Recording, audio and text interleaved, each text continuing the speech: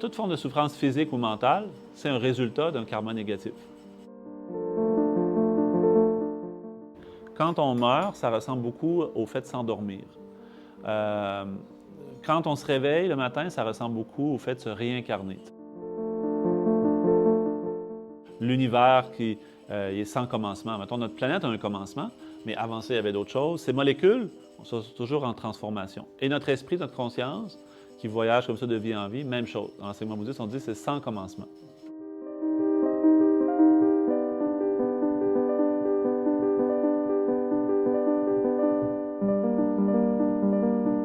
Jason Simard est moine bouddhiste. Il est originaire de la ville de Lévis, en banlieue de Québec, au Canada. Il a commencé à étudier la philosophie tibétaine en l'an 2000 et a accompagné, pendant 4 ans, un maître tibétain dans ses cours et conférences. Un peu plus tard, il a choisi de devenir moine et a pris ses vœux de moine auprès du Dalai Lama en 2014. Depuis, il enseigne la philosophie bouddhiste à différents endroits en France et au Canada, dont le Centre de méditation bouddhiste Paramita de Montréal.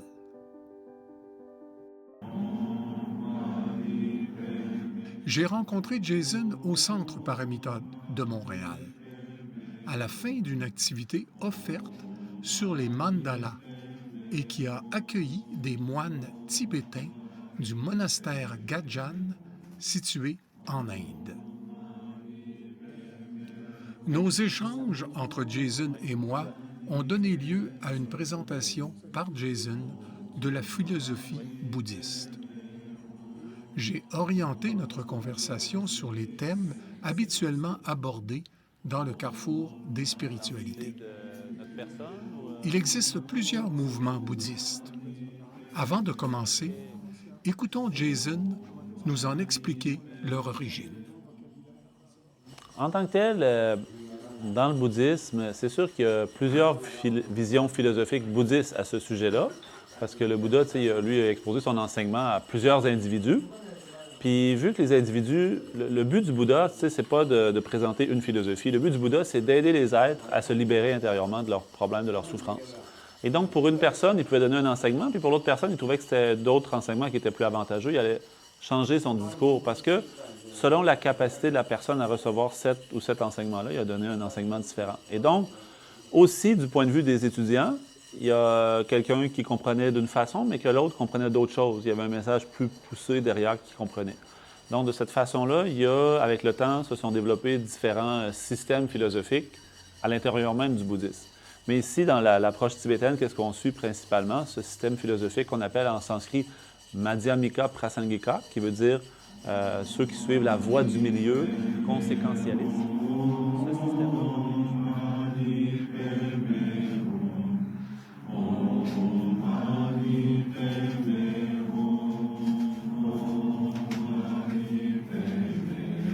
Le sens de la vie, en général, c'est le bonheur. C'est d'être heureux. On tend tous naturellement vers le bonheur. Les animaux, même les insectes, tendent vers le bonheur. Ils vont dans la direction qu'ils pensent être heureux. Mais trouver ce bonheur-là, ce n'est pas une chose aisée. Il faut comprendre comment le trouver.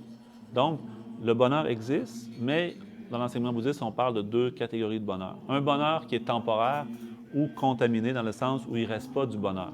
Comme le bonheur qu'on a accès présentement, c'est un bonheur temporaire. Quand on va manger un bon repas, on va être content temporairement, mais quand le ventre est plein, c'est plus plaisant de manger encore. Le bonheur va se changer en souffrance même. C'est agréable d'écouter une belle musique, mais si ça fait trop longtemps, la musique devient désagréable. Donc ce bonheur-là, il est temporaire, il est limité.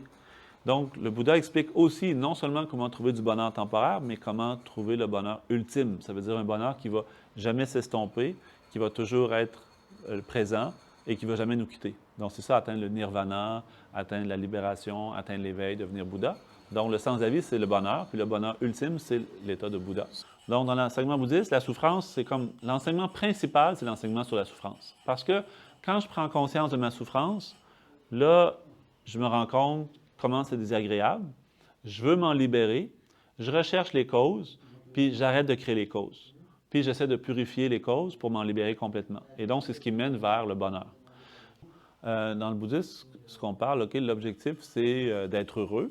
d'apporter du bonheur aux autres aussi. Et donc, dans l'enseignement bouddhiste, on dit que chaque personne possède le potentiel de devenir ce qu'on appelle un Bouddha, qui veut dire un être qui se libère de tous ses obstacles ou de tous ses voiles, toutes ses émotions perturbatrices, et qui développe tout son potentiel intérieur comme la connaissance, la compassion, le pouvoir, la sagesse, etc.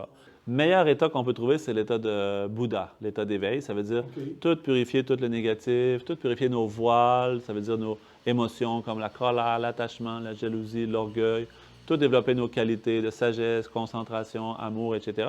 Donc, rendu à l'éveil, qu'est-ce qu'on fait? C'est aider les autres à cheminer vers cet état-là. Donc, on souhaite dans le futur, tout le monde atteint l'éveil, mais c'est un projet à très long terme. Donc, au bout du compte, ces personnes-là, le nombre de personnes qui sont éveillées Ouais. augmente. Augmente, c'est ça, oui. J'augmente. Oui, augmente. Est-ce qu'ils vont toujours augmenter? Toujours augmenter, mais il y en a tellement dans la souffrance qu'avoir une fin un jour, c'est difficile à dire quand. Oui.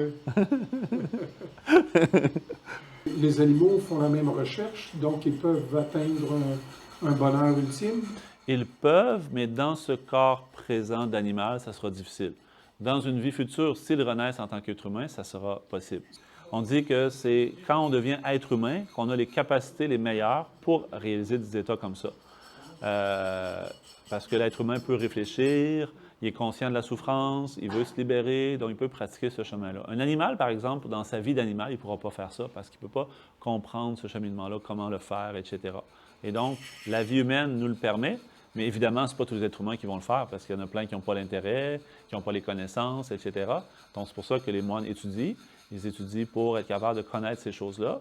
C'est pour ça qu'on partage aussi avec la population, comme ça, les enseignements bouddhistes, pour que tout le monde ait accès à ce potentiel-là, d'atteindre cet état. En attendant, trouver plus de bonheur dans la vie quotidienne, mais ultimement, trouver l'état de Bouddha qui va être la meilleure chose pour nous et la meilleure chose pour les autres.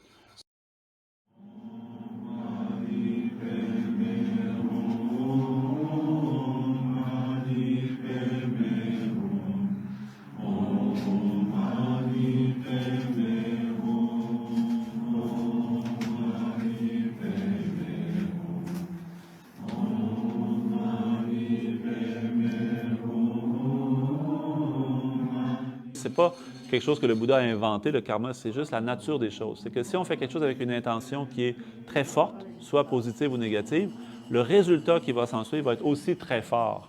Et donc, on essaie dans le bouddhisme de développer des intentions les plus merveilleuses, les plus positives, pour qu'on accumule un karma le plus positif, puis qu'on aide aussi les autres à vivre plus de bonheur. Il y a 3 sortes d'actions qui procurent toutes du karma. Action du corps, action de la parole et action de l'esprit. Pour les actions du corps et de la parole, on ne peut pas dire que c'est définitif parce que ça dépend surtout de l'intention, ou est-ce que ça va être positif ou négatif. Pour l'esprit, par contre, c'est définitif. Une action de l'esprit où il y a une intention négative, c'est un karma négatif, absolument. Si l'intention est positive, c'est un karma positif, absolument. L'esprit, s'il est positif, c'est positif. Si c'est négatif, c'est négatif. Alors que les actions négatives telles que tuer, telles que voler, telles que mentir, il y a des exceptions où l'action pourrait devenir positive. Si l'intention derrière est positive, il peut y avoir aussi un résultat positif.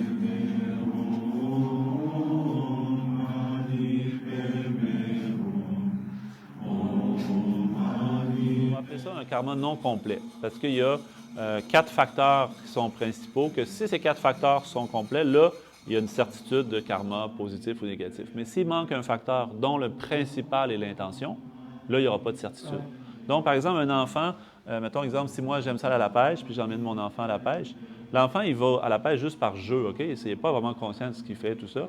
Donc, il ne pense pas, je vais tuer un animal, etc. Donc, il fait juste m'accompagner. Donc, il n'y a pas l'intention. Et donc, là, c'est un karma négatif, mais qui n'est pas complet. Donc, il y a cette notion-là, oui.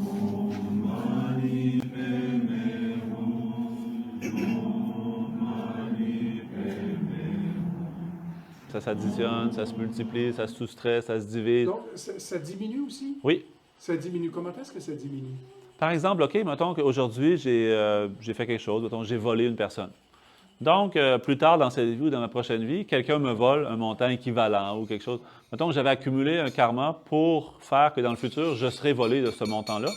Donc, aujourd'hui, j'ai été volé, voilà, mon karma est terminé. Ce karma-là est terminé. Donc, si j'ai fait du positif, même chose, un jour me revient le positif. Ah! Donc, il y a une forme de choses comme ça. Aussi, je peux purifier.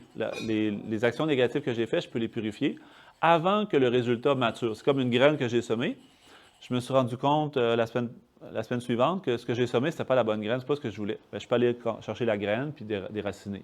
Ou je peux même voir que la plante a commencé à pousser, mais je peux la déraciner, je peux la couper, etc. De la même façon, le karma qui est en train de maturer, je peux le purifier pour que je n'ai pas besoin d'expérimenter un grand résultat. La plupart des gens, étant pas conscients de comment fonctionne le karma, sur la base d'une expérience négative, vont souvent recréer un nouveau karma négatif. Par exemple, mettons que je vis un problème, mettons que, du point de vue bouddhiste, mettons, si quelqu'un me dérange, c'est parce que dans une vie passée, je l'ai dérangé. Donc là, la personne me dérange, puis là, je me mets en colère contre elle, puis là, je commence à me venger. Mais j'accumule un nouveau karma. Comme ça, donc, c'est la personne pas consciente, elle, sa direction, c'est toujours plus dans la souffrance, parce qu'elle ne connaît pas le processus réel de création du bonheur de la souffrance, fait qu'elle se crée toujours des problèmes à répétition. Mon karma négatif va toujours procurer la souffrance.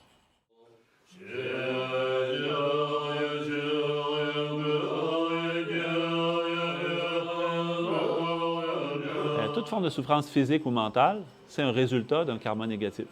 Donc, la souffrance des autres vient de la même façon que nous, notre souffrance vient de notre karma, la souffrance des autres vient de leur karma. Lorsque je prends conscience de la souffrance des autres, là, ça me fait développer la compassion pour eux. Cette compassion-là, c'est le moteur même de l'enseignement du Bouddha. C'est ce qui me permet d'arriver à cheminer de plus en plus vers le bonheur, la compassion. Donc, si on résumait l'enseignement du Bouddha en un mot, c'est la compassion. Comment on fait développer la compassion? C'est par la souffrance. Si je suis insensible à la souffrance des autres, est-ce que je suis moins insensible à ma souffrance? Je ne suis pas insensible à ma souffrance. Même si je sais que c'est mon karma, je vais tout faire mon possible pour ne plus souffrir et purifier pour que je n'ai plus à subir ce karma-là. Par exemple, si j'ai une maladie, je vais faire tout mon possible pour prendre la médication puis trouver une solution pour rapidement ne plus souffrir de cette maladie-là. Donc, de la même façon, je devrais penser que l'autre est comme moi. L'attitude que j'ai envers moi, je devrais l'avoir envers les autres aussi. Mais justement, par manque de compassion, par égocentrisme dans la société, les gens vont s'intéresser à leurs souffrances, leurs problèmes, mais moins s'intéresser à ceux des autres. Ou ils vont s'intéresser à ceux que leurs amis, comme parce qu'il y a une compassion qui est comme limitée. J'ai la compassion pour mes proches parce que leur vie est importante pour moi. Mais quand c'est quelqu'un que je ne connais pas ou que je déteste, bien là, je ne veux pas l'aider. Donc, dans le bouddhisme, on dit que ce n'est pas un bon esprit. On devrait développer la compassion pour tous parce qu'on est tous identiques. On a tous le même besoin.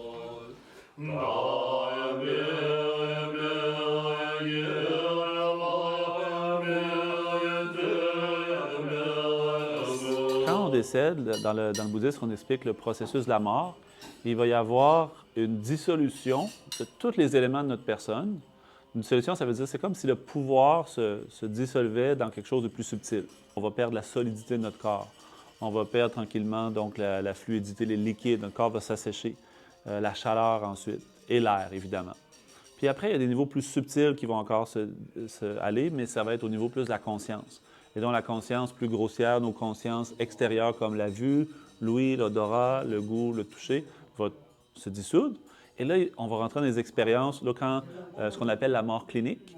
Ce moment-là, ce n'est pas la mort selon le bouddhisme. C'est juste la dissolution finie des éléments grossiers de notre personne. Et là, il va y avoir les éléments subtils qui concernent plutôt des vents subtils dans les canaux énergétiques subtils, nos consciences de plus en plus subtiles, jusqu'à temps qu'on arrive à ce qu'on appelle la conscience de claire lumière de la mort.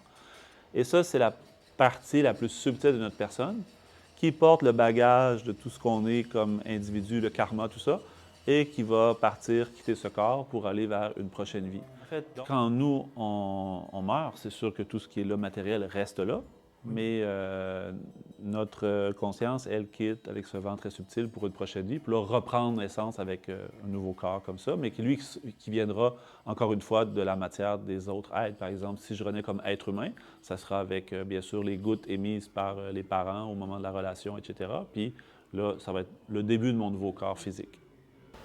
Selon vous, ce qui se détache comme ça du corps, est-ce qu'on peut dire que c'est matériel ou que c'est immatériel?